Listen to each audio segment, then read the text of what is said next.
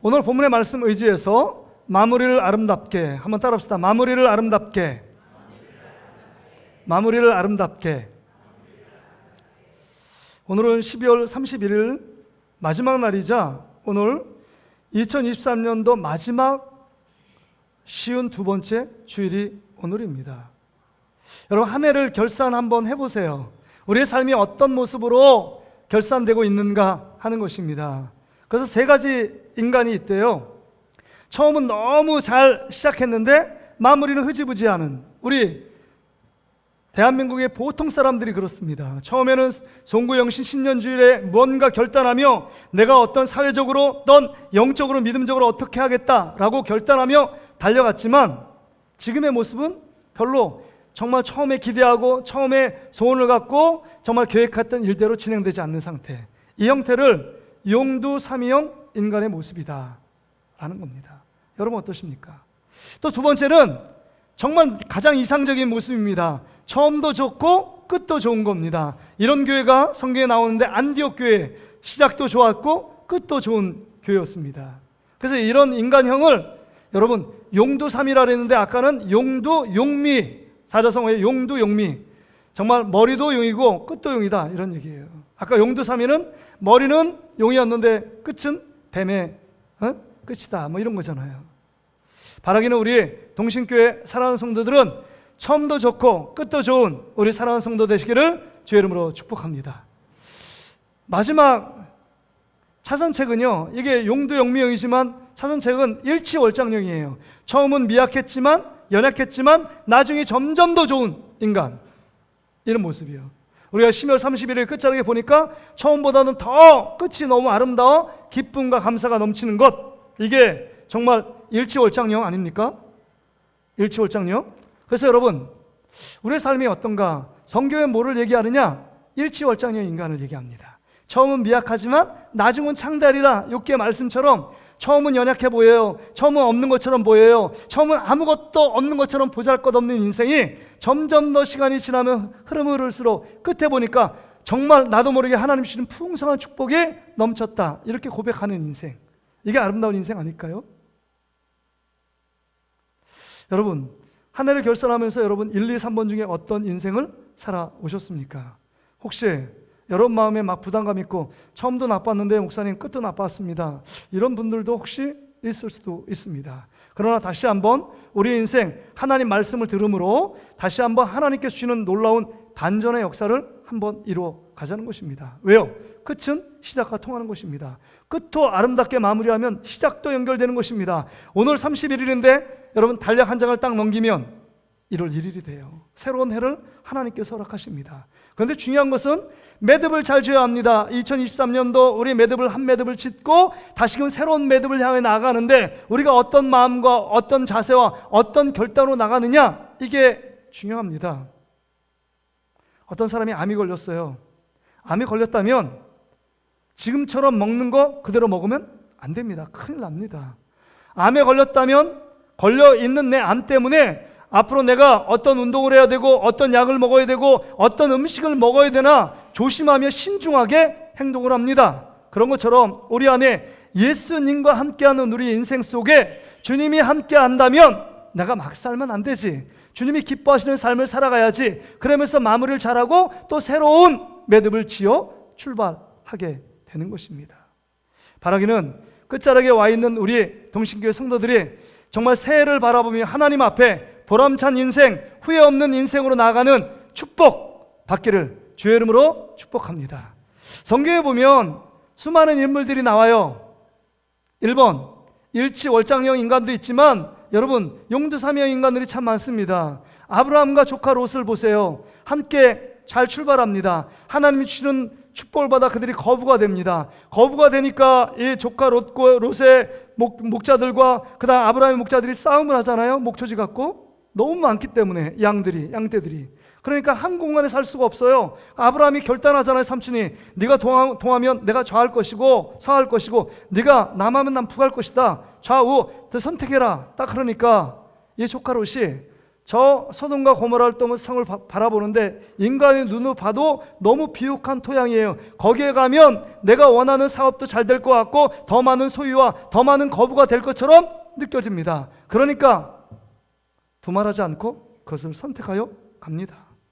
그 인생 처음엔 참 시작하여 좋게 출발했지만 그 점차적으로 하나님을 무시하며 하나님 믿지 않고 죄악에 관여한 그 도시에 소돔 성에 하나님 마지막에 불과 유황으로 심판을 내리시잖아요. 아브라함의 중보기도 때문에 간신히 그 조카 롯의 가정이 구출이 됩니다. 조카 롯과 그의 아내와 두 딸이요. 근데 그 아내는 그 세상을 사랑하여 소돔성을 바라보다가 소금기둥이 되어 죽임을 당합니다.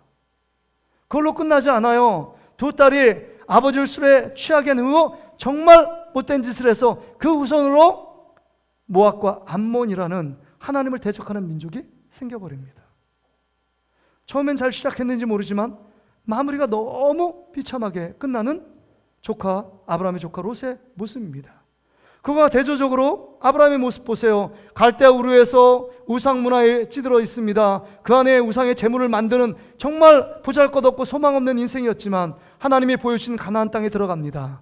처음에 실수도 했어요. 하나님 앞에 범죄합니다. 정직하지 못했습니다. 또 인간적인 방법으로 하갈을 통해서 이스마엘, 하나님의 뜻을 기다리지 못합니다. 그런 여러 가지 갈등과 어려움이 있었지만 점점 더 주의 말씀에 순종하고 모리아 산에 가서 이삭을 바치라 말씀에 순종합니다. 하나님의 뜻을 따라가고 주님이 원하시는 그 길을 걸어갑니다. 그래서 마지막 끝이 여러분 아브라함의 평가는 믿음의 조상이었다라고 평가를 받습니다.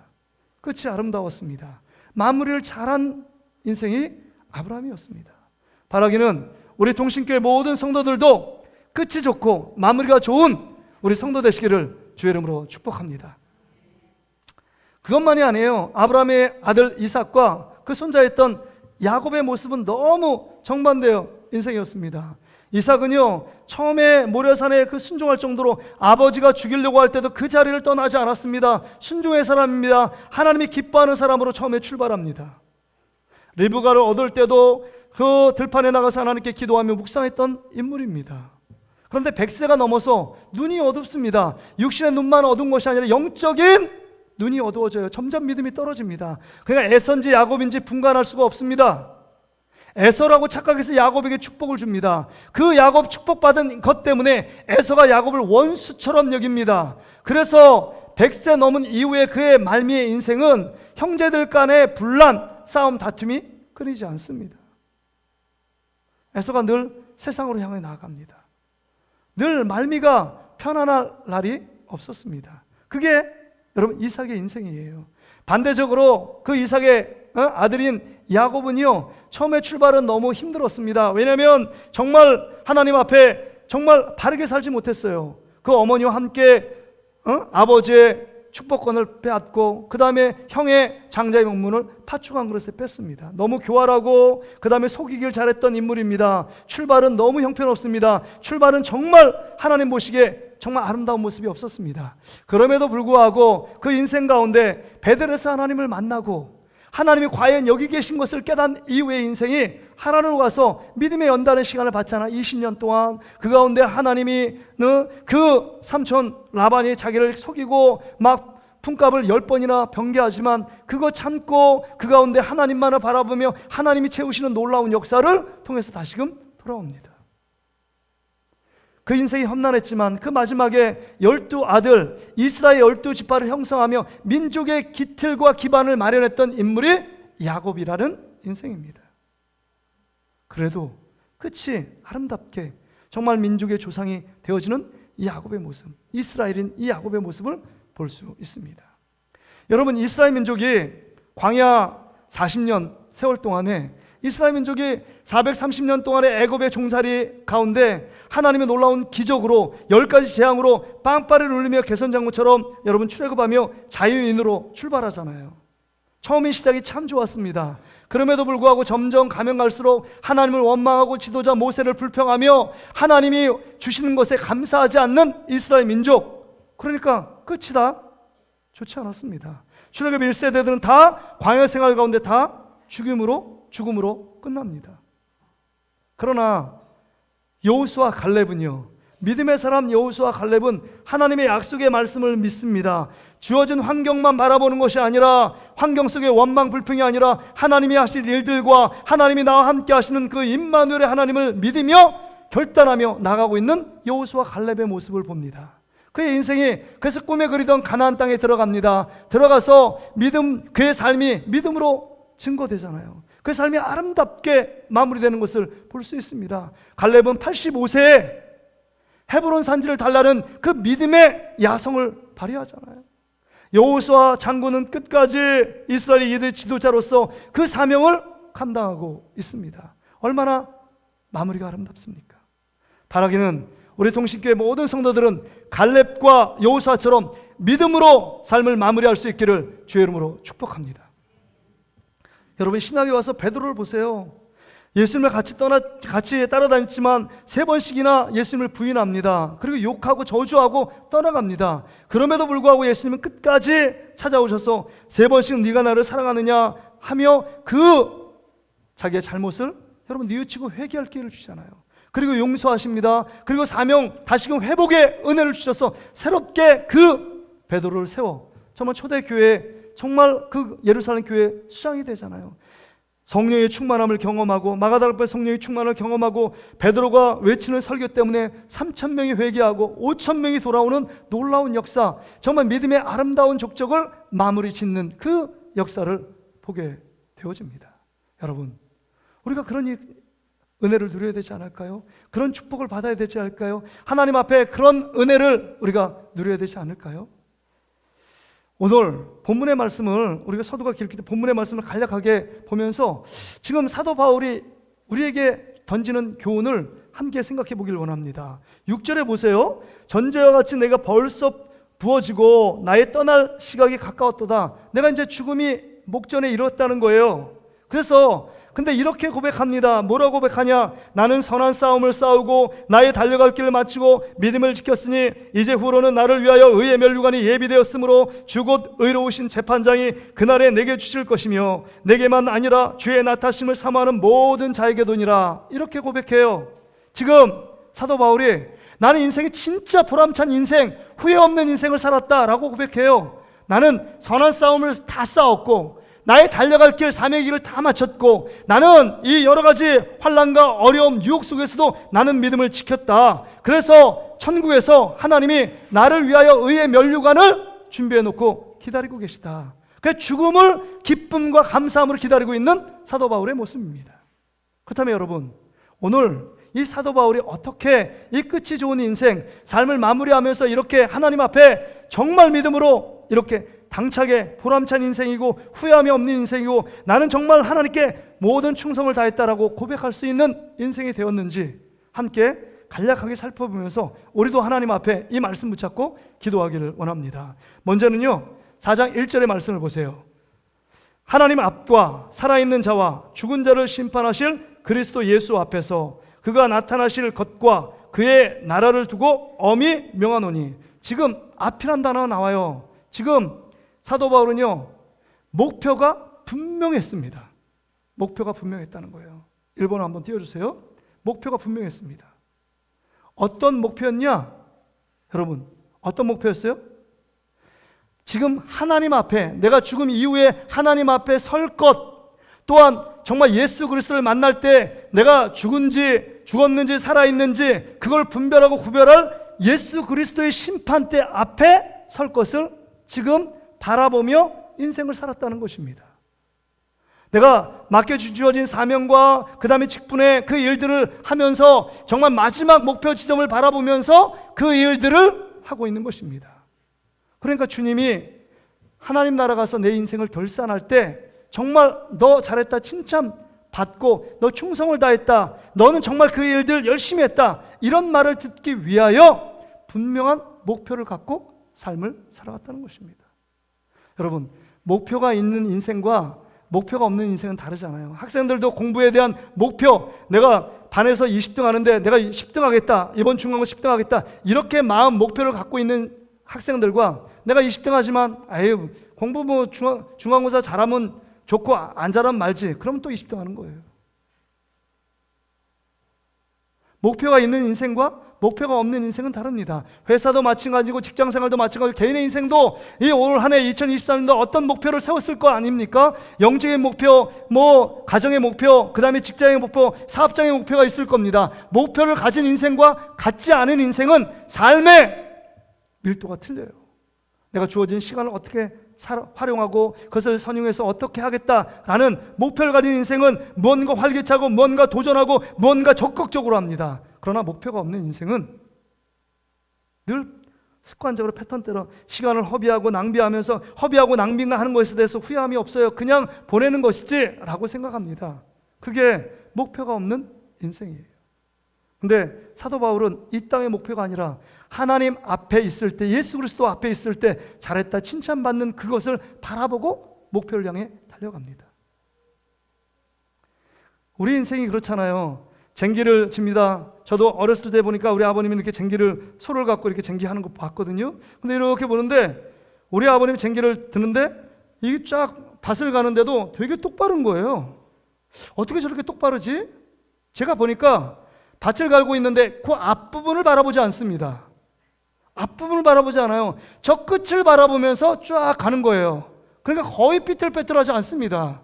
그러나 어리석고 연약한 자, 무식한 자들은요 그 앞만 바라봅니다. 앞만 바라보니까 쟁기 그냥 힘드니까 쟁기 그냥 힘만 주고 그 소만 바라보니까 삐뚤빼뚤해가지고 여러분 밭이 갈리지 않은 밭이 더 많아요.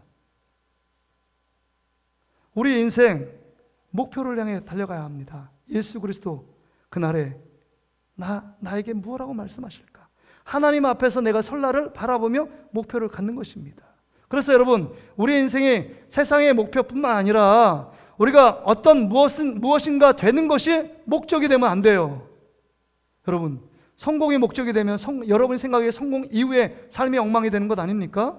어떤 대통령이 목적이 된다. 대통령 이후에 내가 어떤 것을 할 것인가 이게 목적이 돼야 되는데 대통령이 되고 그것이 목적이 되면 나라가 엉망이 되는 겁니다.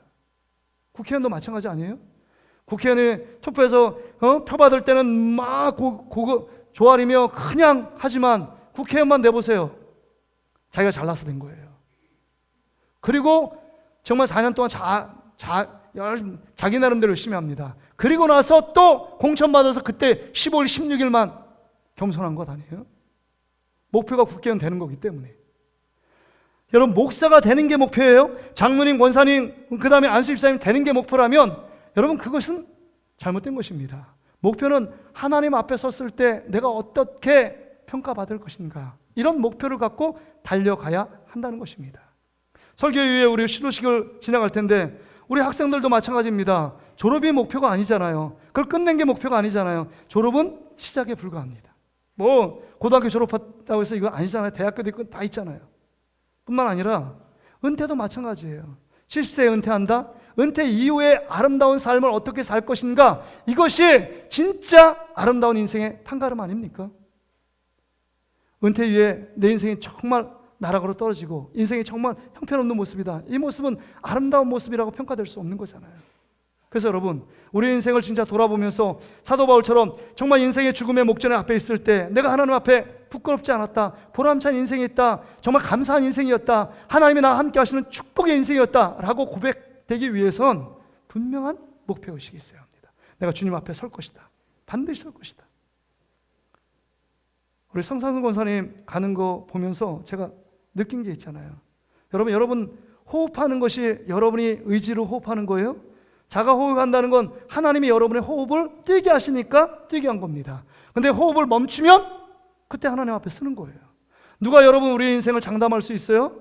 더 행복하고 더 건강하게 살기 위해서 병원에 가서 수술을 받으려고 그랬는데 그것이 마지막이 될지 누가 알았겠습니까? 여러분 그러기에 우리 인생에 어떤 목표의식을 갖고 살아가느냐는 너무 중요합니다.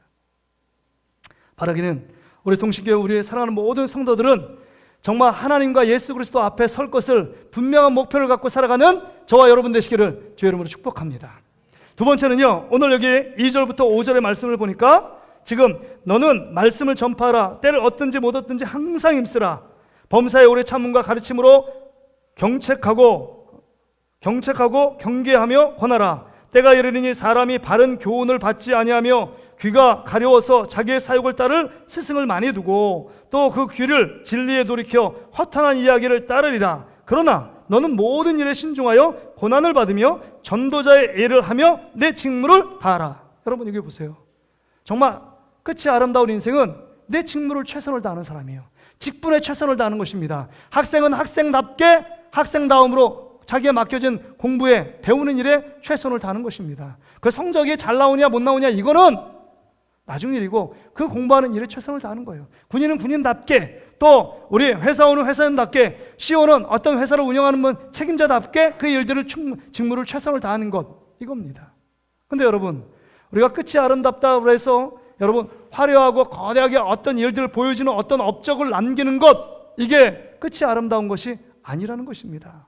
자기의 맡겨진 직분, 맡겨진 사명 누가 알아주지 않아도 다른 사람이 볼 땐 정말 작은 일이지라도 그것이 눈에 밟히고 그것이 눈에 자꾸 아른거리고 그건 내가 해야지, 저 휴지 줍는 건 내가 해야지 라고 생각하는 것 이게 사명이에요. 그것을 향해 끊임없이 보든 안 보든 그 일들을 해나가는 것 이게 자기 직무에 최선을 다하는 것입니다. 부모로서 아버지 아빠로서 그 일들을 최선을 다하는 것입니다. 하나님 앞에서.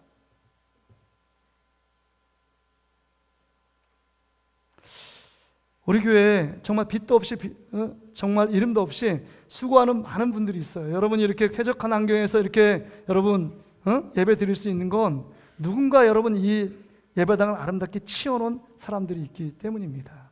그래서 우리 지난 시간에 막 귤도 먹고 막 그랬잖아요. 그러니까 그런 게 없잖아요. 막 어지러진 것들을 잘 정리했잖아요. 매주 청소하는 우리 권사님들이 계십니다. 매주 남자 여자 화장실 그 지저분한 화장실을 계속 청소하시는 분이 있어요. 여러분 우리가 나 마음 먹고 청소 좀 해야지 우리 권사님들 그래서 한두 번은 할 수 있습니다. 그러나 매주 하는 건 쉬운 일이 아니에요. 그 성실함과 신실함이 있기 때문입니다. 자기의 직분에 자기의 그 맡겨진 일에 봉사에 충성을 다하지 않으면 할 수 없는 일이에요. 눈이 오든 눈이 왔어요. 비가 와요. 그 다음에 햇빛이 쨍쨍 너무 더워요. 추워요. 그 다음 몸이 아파요. 그 다음에 시간이 바빠요. 그런 일들도 있음에도 불구하고 그 시간을 다 뒤로 하고 그 일들에 우선순위를 두니까 꼭 해야 될 청소를 합니다. 누가 알아주지 않아도 목사님 제가 알아주지 않아도 가져와서 화장실 청소를 합니다. 이게 자기 직무에 최선을 다하는 것 아닐까요? 바라기는 여러분이 하나님께서 여러분에게 맡겨진 직무가 있잖아요. 가정 속에서 그 다음에 교회적으로도 그 직분에 충성하며 최선을 다하는 저와 여러분 되시기를 주의 이름으로 축복합니다. 하나님이 주시고 근데 그 일들을 감당할 때 능력이 부족해요. 힘이 부족해요. 지혜가 부족해요. 그럴 때마다 하나님께 엎드려 기도하고 나의 연약함, 지혜가 부족함과 나의 능력이 부족함 그것을 엎드리며 하나님 나에게 달라고 기도하며 한 걸음 한 걸음 맡겨진 일들을 다 하는 거예요. 꾸벅꾸벅 다 하는 겁니다. 이게 우리의 모습이 되는 거예요. 사도 바울은 그 길을 그렇게 했다고 말합니다.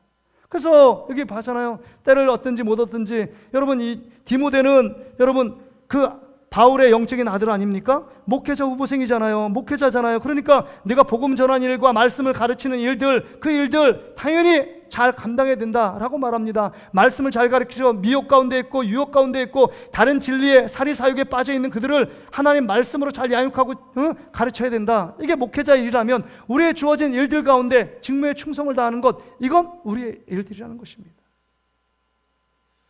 우리가 마지막으로 여러분 보세요. 5절 우리 세 번째 5절에 보면 이런 말씀이 나옵니다. 그러나 너는 모든 일에 신중하여 고난을 받으며 이런 말이 나와요. 고난을 받으라. 그러니까 예수 그리스도와 함께 고난을 받는 일 이게 마지막을 아름답게 살 수 있는 것입니다. 그래서 이 고난이란 말이 디모데후서 2장 3절에 나옵니다. 2장 3절 같이 한번 읽어볼까요? 시작. 너는 그리스도 예수의 좋은 병사로 나와 함께 고난을 받으라. 여러분 예수님과 함께 고난을 받으라. 고난을 받기 좋아하는 사람은 아무도 없어요. 그럼에도 불구하고 이 고난은요 우리에게 새로운 은혜를 주시는 통로예요. 고난 때문에 우리가 하나님을 더 찾게 되고 고난 때문에 더 경건해지고 고난 때문에 거룩하게지고 고난 때문에 주님을 더 닮아가고 주님을 따라가게 만든다는 것입니다.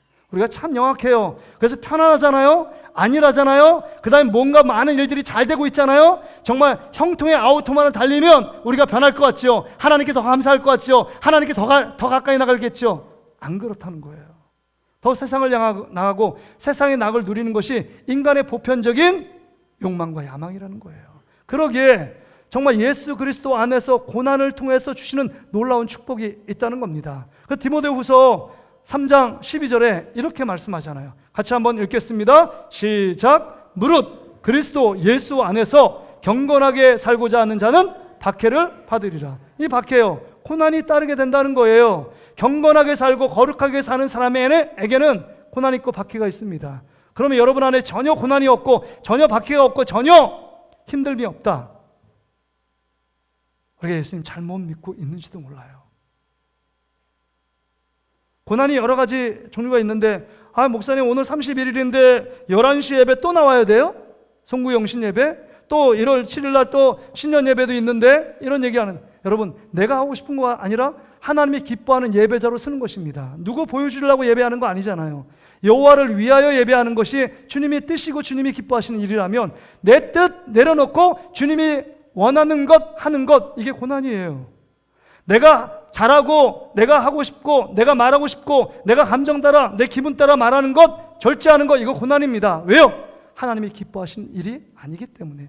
하나님이 기뻐하시는 일이 아니기 때문에 참고 내가 하고 싶은 일들 절제하고 주님이 기뻐하시는 일들 하는 것, 이게 고난이라는 것입니다. 이거는 안 쓰던 근육을 쓰는 거예요. 헬스클럽 처음 가면 엄청나게 알배기가 힘들잖아요. 왜요? 처음에는 그냥 우리가 일상적으로 살아가다가 안 쓰는 근육 하고 근육 운동 하잖아요. 보디빌더처럼 이거 바벨도 들고 막 그러면요, 안 쓰던 근육을 쓰면 막 배기는 겁니다. 그런 것처럼 우리가 하나님이 원하는 일들을 할 때 내가 원하는 일들을 포기하고 절제하고 그를 버리고 주님이 기뻐하시는 일을 하는 것, 이게 고난 아닙니까?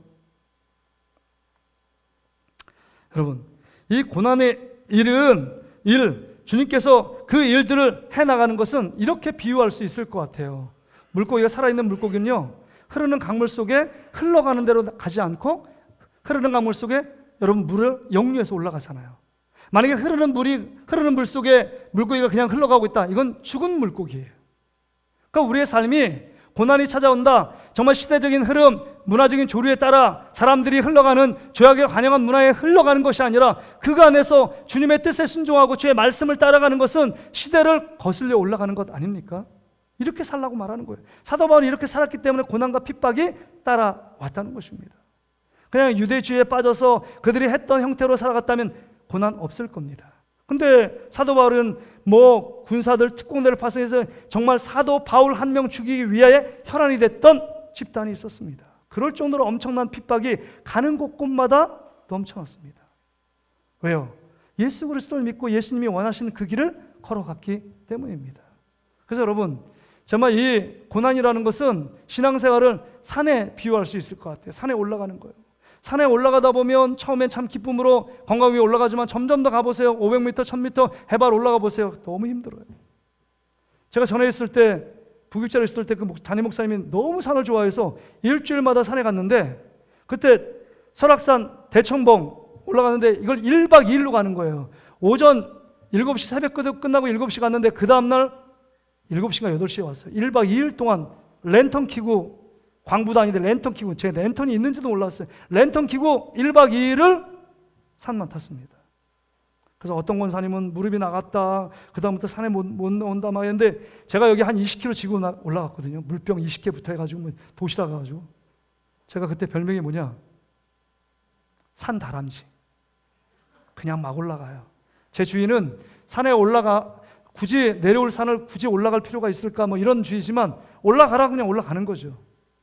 그냥 올라갔습니다. 그때는 벌써 15년 전이니까 20년 전, 그냥 올라갔습니다. 근데 목사님 모시고 같이 올라갔는데 너무 힘들더라고요. 대청봉도 여러분 한번 가보세요. 대청봉 올라가는 게 아니라 막 거기부터 해서 케이블까지 내려가는데, 이거 쉽지 않다. 밤에 가니까 보이지가 않아요. 휘청휘청거려요.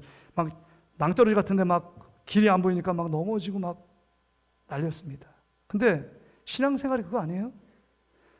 성공에 가도만 달릴 수 있는 게 아니에요. 주님은 우리에게 좁은 길로 오라고 말씀하십니다. 넓은 길 아니래요. 좁은 길이래요. 그래서 순례자가 이렇게 표현하잖아요. 정말 넓은 길 편말 써 있는데 거기가 너무 좁고 너무 협착하고 너무 힘든 길이에요. 천국은 가고 싶은데 그 길은 가고 싶지 않아요. 근데 지옥행 딱 써 있는데 너무 넓은 길이고 너무 편한 길이고 화려한 길이에요. 그 길 가고 싶어요. 근데 지옥은 가고 싶지 않아요. 그래서 어떻게 했어요? 표지판을 바꿔놨어요. 바꿔놓는다고 되는 일이 아니에요. 우리는 어떤 면에 예수 그리스도를 잘 믿으면 어떤 데 희생해야 되고 손해볼 일도 있고 그 다음에 양보하고 타협할 일도 있습니다. 근데 그 길이 왜 행복하냐? 내가 혼자 가는 그 길이 아니기 때문입니다. 예수님이 나와 함께 당하는 고난이기 때문에, 그 고난이기 때문에 내가 그 길을 감당할 수 있는 것입니다. 예수님이 함께 가는 그 길이기 때문에. 오늘 말씀을 정리하면서 여기 보세요. 지금 7절에 나는 선한 싸움을 싸웠고 나의 달려갈 길을 다 마쳤고 나는 믿음을 지켰다, 이런 말을 할 때 여러분 어떻게 선한 싸움, 이 영적인 싸움에서 인간, 자연이 정말 그 모든 영적인 싸움을 승리할 수 있을까요? 없어요. 예수님이 그와 함께 하셨기 때문에, 예수님이 힘 주셨고 예수님이 능력을 주셨기 때문에 선한 싸움을 다 싸울 수 있었던 것입니다. 여러분, 주님께서 주신 그 사명의 길을 마칠 수 있는 것은 주님이 오른손으로 붙들고 바울을 붙잡고 갔기 때문에 그 고난의 속에서, 엄청난 어려움 속에, 죽음의 위기 앞에서도 정말 우리 하나님께서 주신 그 길을 갈 수 있었던 것입니다. 믿음을 지키는 건요, 다른 길이 없어요. 사도 바울은 예수 그리스도와 그 우리를 위해서 죽으신 십자가, 그 십자가를 자랑하며 십자가를 바라보며 나갔다고 말씀합니다. 그 십자가에 하나님의 사랑이 담겨 있고, 그 십자가에 하나님의 은혜가 담겨 있고, 그 십자가에 죄사함의 원리가 있고, 그 십자가를 통해서 내가 영적으로 자유함을 누리고, 그 십자가를 통해서 하나님의 놀라운 능력이 있음을 알기에 날마다 예수 그리스도의 십자가가 그 눈 속에 크로즈 앞돼서 날마다 그리스도의 십자가를 바라보며 날려갔다. 그러기에 내가 지금 이 아름다운 길을 걸어갈 수 있었다. 주님이 나와 함께 하셨기 때문이다. 내 인생의 아름다움은 다른 데 있지 않습니다. 예수 그리스도의 십자가를 늘 바라보며 달려가는 인생이 될 때 그 인생 속에 주님이 우리의 걸음을 인도하셔서 마지막 이렇게 아름답게 하시고, 죽음을 소망하며 간절히 기다립니다. 면류관을 바라보며, 나에게 주어질 면류관을 바라보며 소망 가운데 살아가는 것, 이게 우리 인생임을 말씀해 주고 있는 겁니다. 여러분, 우리는 12월 31일 끝자락에 와 있지만 오늘 마무리 인생을 잘하자, 오늘만 마무리 인생을 잘하자가 아니라 여러분 이후의 인생, 앞으로 끝날 인생을 바라보세요. 언제 우리 인생이 끝날지 모릅니다. 그러기에 오늘 하루가 날마다 마지막이라고 생각하고 마지막을 아름답게 하루하루를 쌓여가면 주님이 부르시는 그날이 아름다운 인생이 되게 되는 것입니다. 올 한 해를 돌아보면 성상승 원사님 갑자기 가시는 것도 슬픈 일이고, 저 개인적으로도 여러 가지 아픔이 있었고 제 실수도 있었고 그랬지만 마무리하는 즈음에 참 기쁨이 있습니다. 이제 가시면서 떡을 받을 것이지만 우리 동혁이 지금 저기 자고 있나요? 네, 자고 있대요. 엄마가 고개를 끄덕였습니다. 자고 있는데 어제 저녁에 문자가, 이렇게 장문의 문자가 왔어요. 목사님, 동희가 제가 알기로는 12월 28일이 생일이거든요. 작년 12월 28일. 원래 2월달 출산 예정이에요. 그냥 팔싹동입니다. 칠삭동인지 팔싹동인지 났어요. 갑자기 났는데 다른 건 참 좋았는데 신생아 망막증이 걸린 겁니다. 눈이 잘 안 보인대요. 그러면서 우리 장재민 성도가 저한테 전화 왔는데 막 눈물을 흘리면서 막 전화, 목사님 눈이 안 좋대요. 그리고 막 병원을 자주 갑니다. 그럼 우리 하나님께 기도하자, 우리 성도들과 함께 기도하자, 이런 얘기를 했습니다. 여러분이 2023년도 기도해주고 기도해 주셔서 점점 더 좋아지고 점점 더 좋아져서 이제 한 달 뒤, 그 다음에 3개월 뒤, 그 다음에 6개월 뒤, 지금은 6개월 뒤로 이제 여러분, 그 초창기 때는 반드시 돌 정도 되면 좀 몸이 크니까 그때 전신 마취를 시켜서 반드시 수술해야 된다고 의사가 얘기를 그렇게 했대요. 근데 지금 돌 지났습니다. 수술했어요? 안 했어요? 안 했습니다. 지금 점점 더 좋아져서 거의 완치를 바라보고 있습니다. 여러분이 기도해서 점점 더 좋아지는 동혁이 건강처럼 우리의 믿음이 점점 더 좋아진 것입니다. 하나님을 바라보잖아요. 하나님. 그래서 감사해서 여러분 가실 때 백설기 떡을 나눠드린대요. 거기다 막 얘기도 막 썼더라고. 감사하다. 기도해 주셔서. 그리고 또 하나 감사한 것은 이제 여기서 자라서 여기서 결혼해서 저를 통해서 주례를 받고 했는데 우리 강종찬 집사님, 이수연 집사님 가정에 새 생명이 났대. 임신을 했대요. 얼마나 감사해요. 요즘은 애울음 소리가 없잖아요. 교회마다 애울음 소리가 없습니다. 그래서 여러분 지금 한 8주 됐는데 여러분이 기도해 주셔서 자 40주 잘 채우고 건강한 모습 순산할 수 있도록 여러분이 끝까지 기도해 주시길 바랍니다. 우리 인생은 슬픔과 고난도 있지만 하나님이 쭉 보면 끝에는 하나님이 우리 가운데 웃게 하시고 빛을 주시고 감사를 주시고 그 다음에 고난 속에서도 하나님의 은혜를 주셔서 그것을 견디게 하시는 하나님의 넘치는 축복이 있습니다. 여러분 그 주님, 십자가의 주님 바라보며 최후의 승리를 바라보며 달려나가는 저와 여러분 되시기를 주의 이름으로 축복합니다. 우리